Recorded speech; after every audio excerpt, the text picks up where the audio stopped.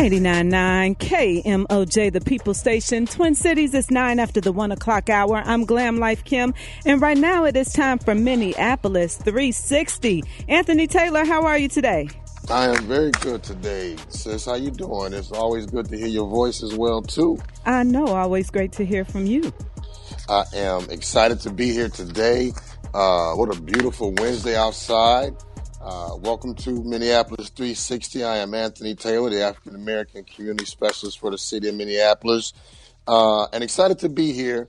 Full disclosure, I kind of lost my voice last couple days, so some of y'all used to the smooth baritone bass might not get all of that. Might not get all of that today, but playing hurt, I'm gonna always play. So it's good to be with you today. Wanted to get into some information as we go along these entire last few months. We've really been focused on a lot of different things, and there's a lot of it's been around, community and how can we heal.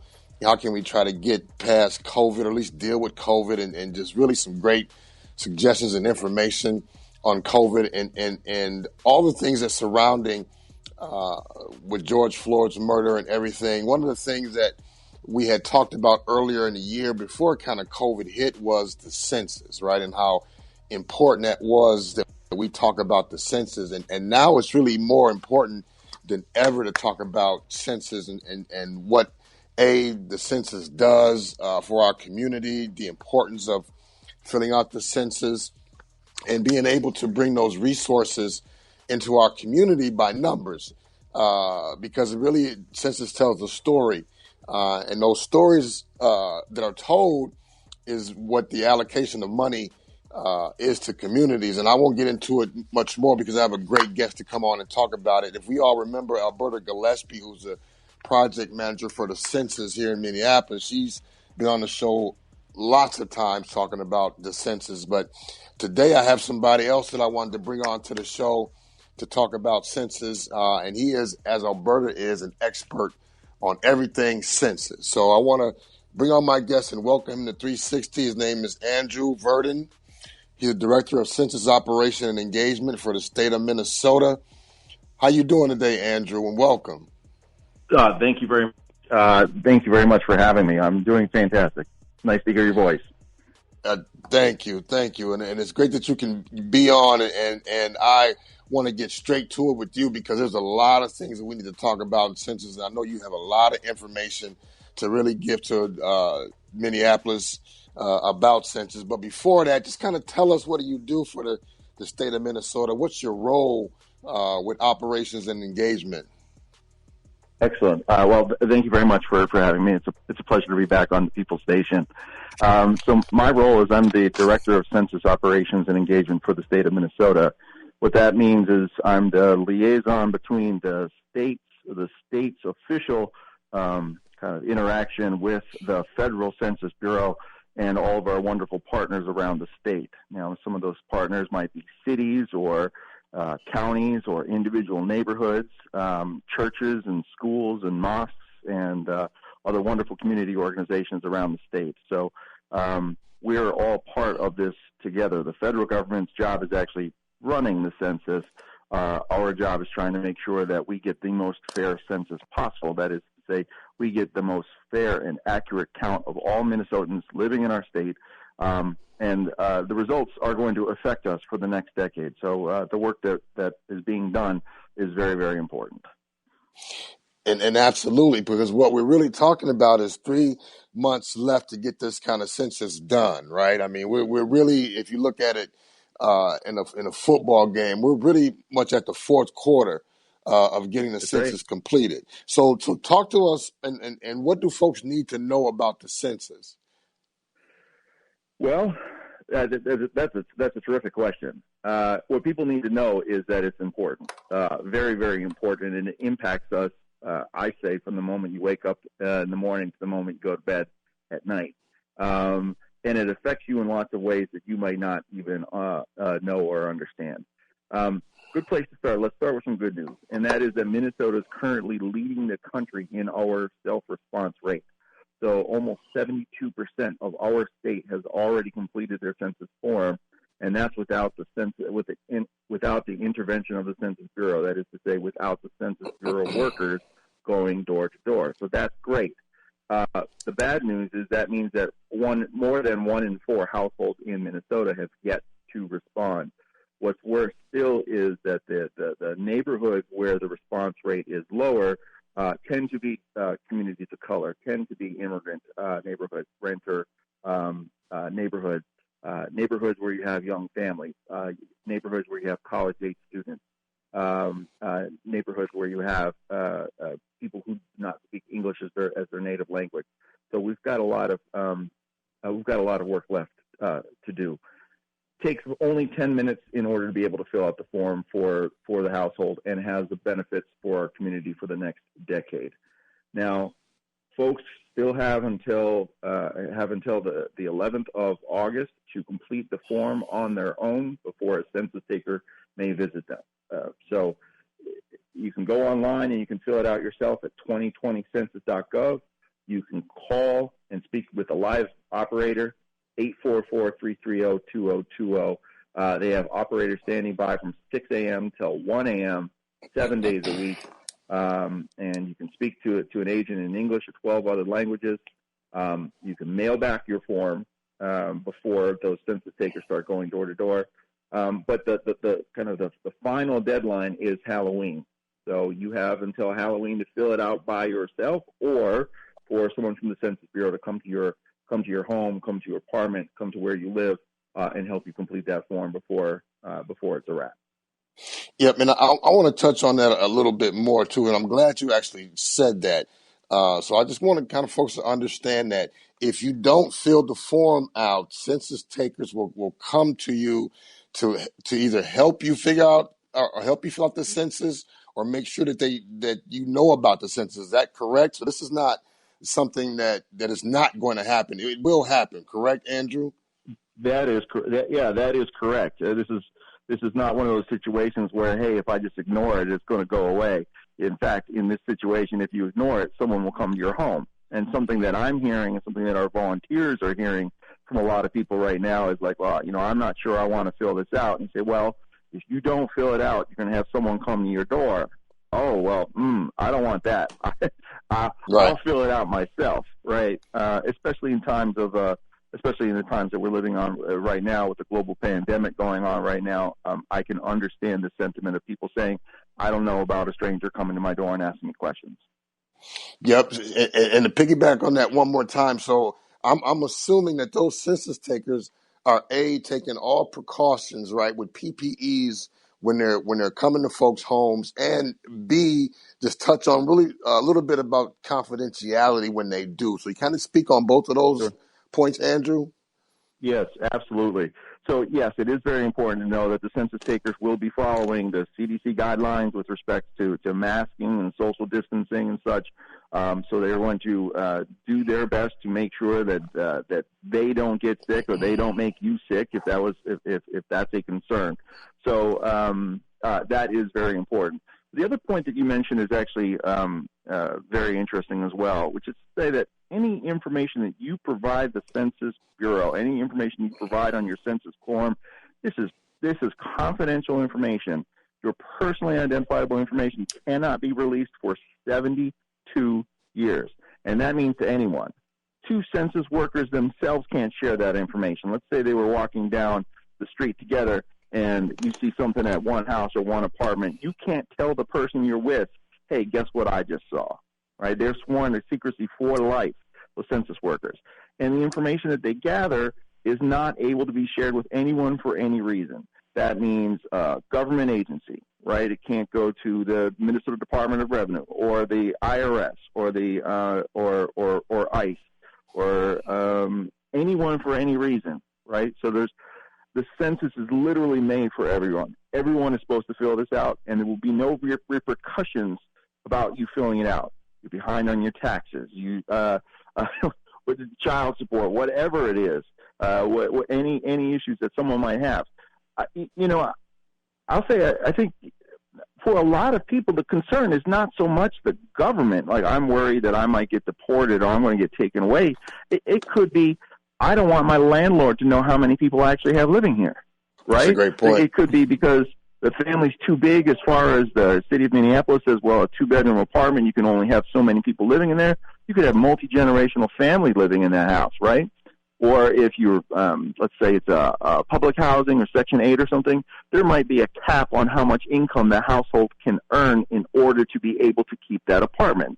Now, people say, well, gosh, if I admit that my adult working age children also live in this apartment, that means I'm going to get evicted. Well, your landlord can't find out that information either, how many people actually live in that apartment. So it's important for people to understand that you need to be honest about this. You need to provide this information, and there will be no negative repercussions for you having done so. And I think that's the biggest worry. You hit it right on the nail. Is a lot Absolutely. of times, people, whether they can't afford or, one of their family members or whatever is out of their home for whatever reason, they can't afford to be there. Maybe they're temporarily staying there, anything that could jeopardize that person living in their home. It's like, I don't want to, create any trouble for myself. So I do feel Absolutely. Right. So, of course, a lot of people decide to shy away from filling out these things. But again, community, if you're listening, it's important. First and foremost, there are no repercussions. They can't. And is it against the law? I mean, like if for some reason somebody came back to them and the information was leaked or, is there something that they can do or somebody that they can talk to or not really? Yeah. Well, absolutely. Actually, the census workers themselves are sworn to secrecy for life, and the penalty for them breaching that, let's say they were to give the information over to someone, 5 years in federal prison and $250,000 fine. Oh, it's serious. That's pretty steep. Now, this is a job that pays $27.50 an hour in Hennepin County. That's pretty good. That's pretty good money, right. But that does not offset losing 5 years of your freedom and $250,000 because you got some juicy story about, the person who lives in apartment B. Right. Absolutely. So, I mean, you guys heard it for yourselves. It's very important to fill out the census because especially for your children or just for future, you never know what may happen. We need money, you guys, and you will not be counted. Your household or your kids or your family won't be counted if you don't give them this information. And one of the most beautiful things, and I'm glad we having this conversation, and I'm glad you're on, Andrew, and Kim hit it right on the head as well as you did. That's kind of why I wanted to stay here a little bit to talk about some of the things that both you brought up, because there's a lot of false narratives out there around taking the census, right? And a lot of times folks are getting this false information from whatever sources that they may be getting, whether it's social media, wherever it's uninformed neighbors, whether it's from anybody around the false narratives that shape some of the stories on reasons why folks don't want to fill out the census. And you hit it all on the head. So I'm glad you talked about that because information is power. And as in our community, we have to know the right information to be able to take care of ourselves in our community. So thank you for sharing that, and I appreciate that. And as we transition to a little bit more, there's a lot of things going on in our community, Andrew, that is devastated us completely. And along with facts with folks who have children in the home, who kids haven't been going to school since March and who possibly may not be going back in September. What if I lose my form? I need some help finding my form. How can I make sure if I've misplaced it? How can I either get some help or get another one or get online to fill out the census?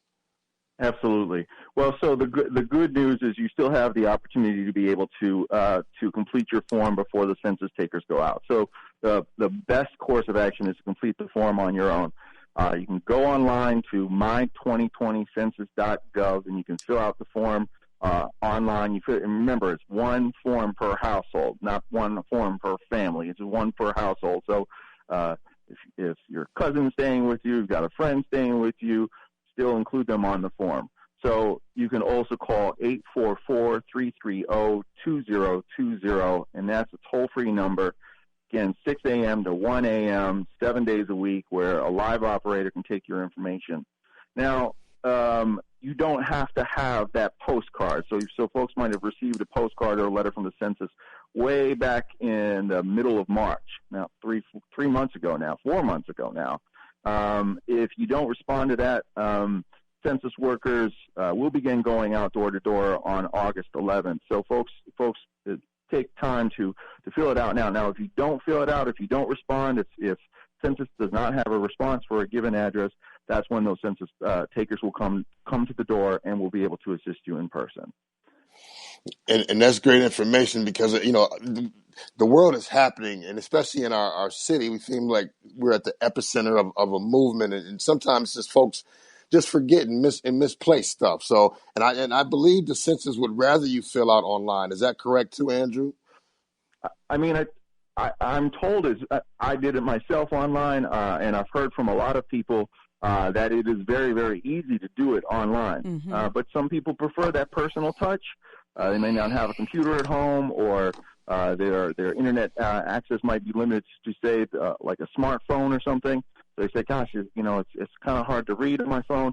If you prefer to speak with a live agent, you can do so by calling 844-330-2020 and speak with a live agent, and they'll be happy to take your information. We are with Andrew Virden, Director of Census Operations and Engagement for the state of Minnesota. Gave us a lot of good information, folks, about census and why is it important. But Andrew, as we count down to our time here with you, and again, I appreciate you being on Minneapolis 360. Give us some main points that you want folks to take away, and really, I guess, can you talk numbers, right? So numbers and dollar signs, and really what that means, and also to just touch on a little bit, because we do have some undocumented brothers and sisters here in our community that worry about ICE and worry about those things and being able to be caught up, so to speak, in the mix. But do some math for people when we're talking about census dollars, Andrew. Yeah. Well, I appreciate that, because that is one of the main purposes of the census. Look, the census is about three things. It's about political power, it's about money, and it's about data. And let's talk about all three of those real quick. When you talk about money, we're talking about the federal government appropriates over $880 billion a year to the states on the basis of the count, on the basis of how many people live in each state. Minnesota's piece of that pie is about $15.5 billion a year. Now, on a per capita basis or per person basis in Minnesota, that's $2,796 per person per year.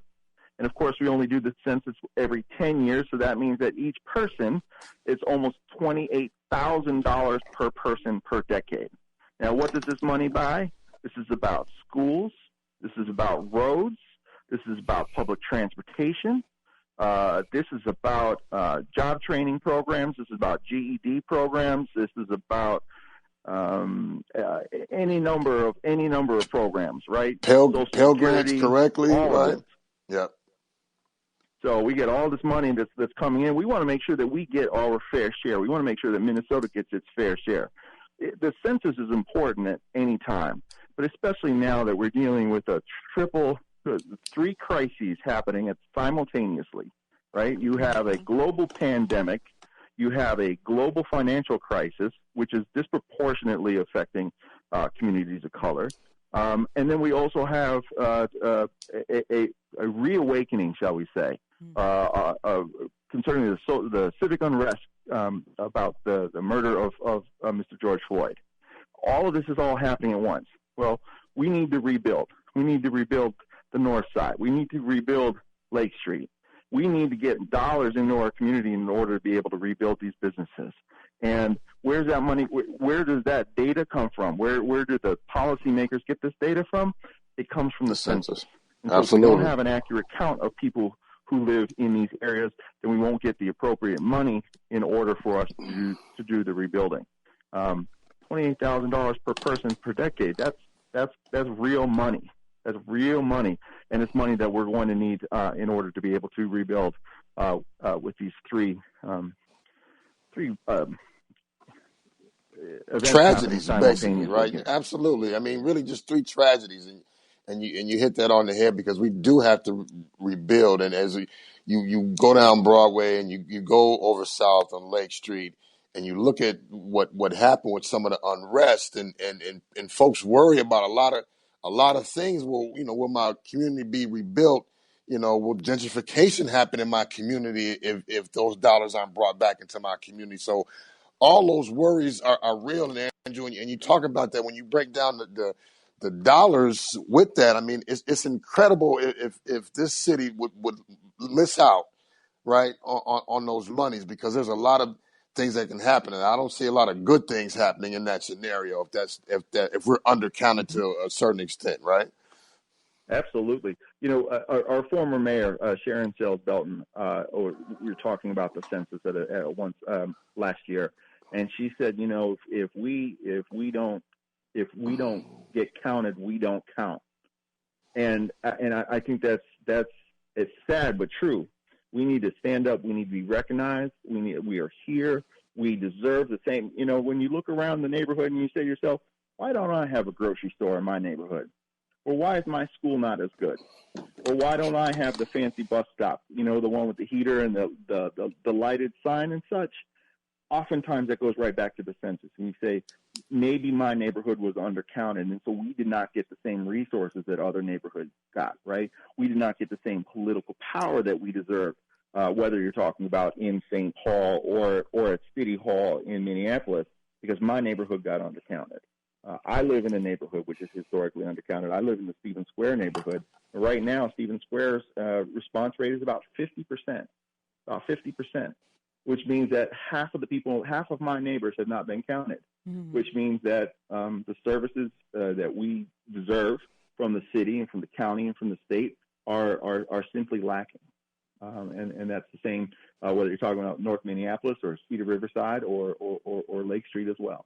And I think that's very important information to know, because a lot of times we wonder why, as you mentioned, some schools have, more or education-wise it's better than others, or why this neighborhood, has this or doesn't have that. And I definitely didn't know until you just mentioned it today that it has to do with making sure that we are counted in the census. So I think that that's important for the community to hear. And again, I just want to reiterate to all of you guys listening, if you have not completed your census, please do so. And if you know someone that hasn't, please let them know that it's important to do so. Absolutely. Andrew, can you give folks the information on how to get the information on the website and the phone number one more time, sir? Absolutely. So folks can go to my2020census.gov if they wish to complete their forms online. If you want to speak to a live person, you can call 844-330-2020. And they can accept your form in 13 different languages. Unfortunately, Somali and Hmong are not among them. And if you've not completed your form, or if there's any issues with your form, you may be visited by a census taker starting on the 11th of August and you have until the 31st of October in order to be able to complete your form. Halloween, people. Andrew told you twice already, so get it done by Halloween. Andrew Virden, Director of Census Operation and Engagement. You dropped some dimes today, brother, so I appreciate you being on and coming on the show today, man. So thank you very much. Yes. Thank you very much, Anthony. Thanks for having me. That was some great information, Kim, yes, it was. on what he said. And Alberta, Alberta Gillespie, who was the project manager for the entire census in the city of Minneapolis, does a great job with that information too. But I don't know about you, Kim, but earlier in the year, I always knew how important census was. So I didn't take the census for granted. Mm-hmm. But for some reason around this time, it hits different for me now. What about you? How do you feel about that? Absolutely. I gotta say, I knew that the census was important. Of course, every year we hear it. But I feel like this show, Minneapolis 360, and thank you, Anthony, for having it. It has really just, gave me a lot more information that I didn't know as far as why it's important and how it helps us. Because I think, at the end of the day, we knew it was important to do it. We heard that it was important to do, but we didn't really know how it affects us and how it helps us. So I'm just so happy, at least to know more information behind it. And I'm not going to lie, I definitely feel a lot better knowing that, hey, if somebody discloses this confidential information that I give to you that's supposed to be so that our community can have more dollars, that you will be penalized for it. And it's a hefty penalization. Listen, that's strong, right? What did he say? He said 5 years, or $250,000. I mean, that's a heavy price to pay, right? Absolutely. For being nosy. So I just want folks to really understand, and that information is so real. So again, I will have Andrew come back on as we get closer to that time, just a final push, but. Kim told you, Minneapolis, please understand, get the census completed, get it done. Yes. There's all type of protections in place, so you will not have your information disclosed. They will not come after you for warrants, back child support, landlords, all those other things. And I don't care if you're older in age and you're like, well, it's not going to affect me much in 10 years. Don't do it for you. Do it for our future. Do it for our babies. Absolutely. What a great point, Kim, and I'm glad you said that. As we tick down closer to our time, I want to give folks some information that I think is vitally important that we need to know. At 2:00, Kim, Governor Walz will come on and we'll talk about possibly what we think is going to be a statewide mandate for masks. Required in the state of Minnesota. So, and I think there's some things out there that's already leaked, and I think that probably is going to be the case. But folks might want to tune in to KMOJ here in about 25 minutes to hear that announcement from the governor that may change the game as far as being mandated to wear masks all over the state of Minnesota. So, folks, really please tune in. For that, because I think that's an important announcement. One more thing as well, too, Kim, for folks, and we need to make sure people understand that with our unemployment insurance. So folks who are getting that extra $600 a month from unemployment, that runs out at the end of July. It's coming to an end. It's coming to an end. So I really want folks to understand that, to make sure that is going to cease. Now, will that happen again? I'm not the expert to talk about that. What I do know is at the end of July, there's a lot of things happening. A, get the census in, and B, that if there is you're getting that extra money, it comes to an end. So, folks, if you need any type of economic assistance to learn more about food support, please call the Department of Human Services or go to the website at mn.gov/DHS to get more information. Or you can call 651-259-7161. Again, 651-259-7161 to really get that information. But prepare yourselves for not getting that extra $600. Right, yep. So, and if you need help finding employment, careerforcemn.com. Absolutely, and that is vital, because folks want to work, Kim. You know that already, right? I mean, people want to work, so it's beautiful. I think that was a good show. What do you think? It was very informative, and I hope that everyone listening, took something out of it. And again, please share it with your friends and your families. I know somebody missed it, so make sure that you stress the importance of the census and let them know that. Yes, unemployment insurance, that additional $600 is coming to an end. So if you need help finding a job or if you need some economic assistance, let's start working on that now so you don't wait till the last minute and it's too late. Yeah, absolutely. Fill out the census, folks. Once again, Minneapolis, I am so glad to be here. Hopefully my voice will be all right in 2 weeks. But I hope it will. We're going to speak that into the universe. We're going to speak that. But, when you get a bunch of your old friends and there's some spades going for a couple of days. That's what happened. That's what's going to happen. Where was my invite? This was a spirit of moment thing. I actually went fishing. So I went fishing in northern Wisconsin. So nice. I was up there, and so I didn't think you wanted to go in the woods. You too cute, man. You look too good to be up there in the woods. Could you imagine me around bugs? It would be a No, horrible sight. it wouldn't be a good look. So I didn't want. Right. I didn't want to put you through that punishment, but next time we'll have to definitely get it in here locally. Awesome. So, Glam Life, I appreciate you. Appreciate you. Minneapolis, take care. This is Minneapolis 360. I'll see you next time. One love, kings and queens. 89.9 KMOJ. Today's R&B and throwback.